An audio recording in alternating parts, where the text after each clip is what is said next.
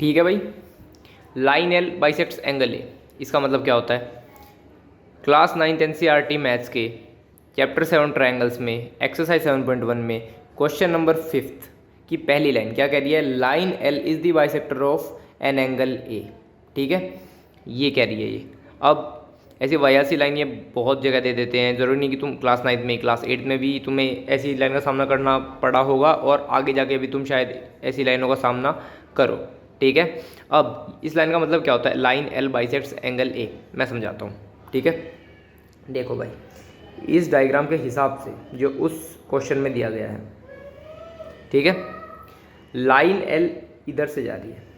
ठीक है, angle A यहाँ पे है और लाइन एल यहाँ पे है। ठीक है, अब सबसे पहले तो इस चीज़ को समझो, line L is the bisector of an angle A. ठीक है, बस इतनी स्टेटमेंट को लेते हैं पहले हम। लाइन एल, एल क्या है? एक लाइन है। ठीक है, आगे क्या करें उस लाइन का हम? Is the bisector. अब ये जो चीज़ है ये अपने आप में बहुत सारी चीज़ें बताती है। ठीक है, ये जो 3 वर्ड है, is the bisector, line L क्या है? बाइसेक्टर है। बाइसेक्टर का मतलब बाई प्लस सेक्ट।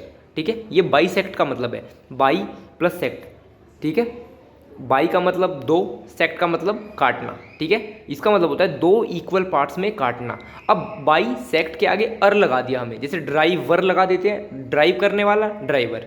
ठीक है, इसी तरह बाइसेक्ट करने वाला बाइसेक्टर। तो line L is the bisector, इसका मतलब क्या है? लाइन एल बाइसेक्टर है। इसका मतलब बाइसेक्ट का मतलब क्या होता है? 2 इक्वल पार्ट्स में काटना, यानी 2 इक्वल पार्ट्स में काटने वाला कौन है? ये लाइन एक्चुअली में ये वाली है। तो लाइन एल क्या है? 2 इक्वल पार्ट्स में काट रही है। ठीक है, अब किसको काटेगी? किसी ना किसी को तो काटेगी ना ये। ठीक है, हर कोई ज़िंदगी में किसी ना किसी का तो काटता ही है ना। तो एक होता है कटने वाला, एक होता है काटने वाला। तो यहाँ पे काटने वाला है लाइन, मतलब वाली है लाइन, और आम जिंदगी में भी काटने वाली होती है। सॉरी मुद्दे से भटक गए हम। तो लाइन एल जो है बाइसेक्टर है, यानी कि काटने वाली है 2 इक्वल पार्ट्स में। अब वो किसको काटने वाली है देखते हैं आगे।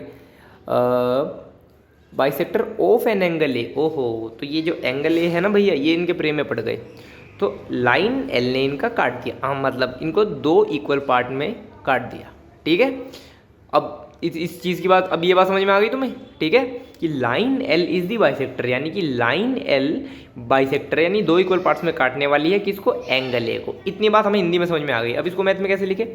इसको मैथ में लिखने के लिए सबसे पहले तुम्हें परसीव यानी नज़रिया आना चाहिए, यानी किसी चीज़ को देखने का नज़रिया, कि हम किसी चीज़ को कैसे देखें। उसके लिए तुम्हें एंगल को देखने का नज़रिया चाहिए। ठीक है भाई, लॉन्डे की तो बात सुनो। ठीक है, देखो भाई, हम हमेशा एंगल को ऐसे लिखते हैं, लेकिन कभी भी उसको ऐसे मत सोचना। एंगल जब भी तुम्हें बोले लिखो ऐसे, लेकिन उसको परसीव ऐसे करो। ठीक है, याद रखना हमेशा। तो जब लाइन एल ने एंगल को काटा, तुम सब भौचक के रह जाते हो, यार ये काटा कैसे काटा, क्या क्या मानूं, फिर मैं करूं क्या इसका? ठीक है, लाइन एल ने एंगल ए को काटा, तो इसका मतलब ये नहीं कटे आपस में, ये भैया कटे हैं आपस में। ठीक है, पहले एंगल ए इतना हुआ करता था, अब एंगल ए इसमें और इसमें कट चुका है। ठीक है, एंगल ए के 2 हिस्से हो गए हैं, एक ये वाला और एक ये वाला। ठीक है, अब इसको मैथ में मैं कैसे लिखूं? अब उस लाइन का मतलब फिर से हम रिकॉल करते हैं कि लाइन एल ने एंगल ए को 2 इक्वल पार्ट्स में काटा। 2 इक्वल पार्ट्स में काटने का क्या मतलब है? ये जो छोटे वाला, और 2 इक्वल पार्ट्स कौन कौन से आए हमारे पास? ये वाला और ये वाला पार्ट। तो लाइन एल ने एंगल ए को 2 इक्वल पार्ट्स में काटा, यानी 2 इसमें और इसमें काटा, तो ये वाला जो एंगल होगा ना, वो इसके बराबर होगा कि नहीं होगा? भाई 2 इक्वल पार्ट में काटा है तो ये इसके बराबर होगा, बस यही सार है इसका। ठीक है, अब यहाँ पे तुम्हें कुछ भी दे देंगे, मान लो यहाँ पे क्या दे रखा है इन्होंने, यहाँ पे तुम्हें Q दे रखा है। ठीक है, यहाँ पे तुम्हें दे रखा है B, और यहाँ पे दे रखा है तुम्हें P। ठीक है, तो अब अगर ये हिस्सा इस हिस्से के बराबर है तो इसको मैथमेटिकली कैसे लिखें? जैसे हम एंगल को लिखते हैं, एंगल को ऐसे लिखते हैं ना। तो देखो इस हिस्से को हम कैसे लिखेंगे? इस हिस्से की जो क्या कहते हैं, ये हिस्सा किस किस से मिलके बन रहा है? एक तो इस लाइन से और एक इस लाइन से। इसका मतलब जो एंगल बनेगा इसका यहाँ से यहाँ तक जाएगा।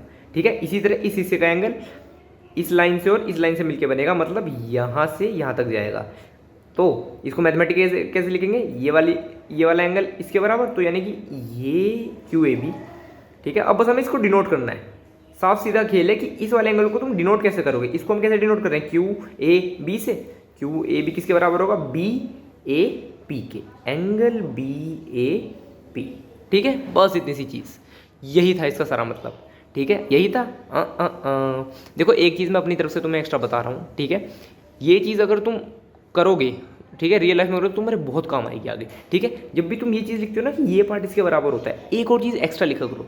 वो क्या चीज़ होती है कि ये दोनों पता किसके बराबर है, इस एंगल ए के आधे के।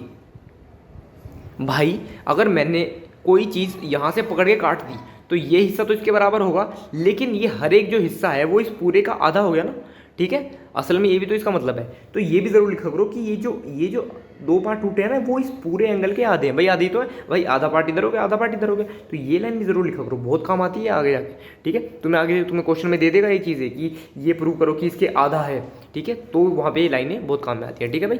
तो ये था line L bisects angle A का मतलब।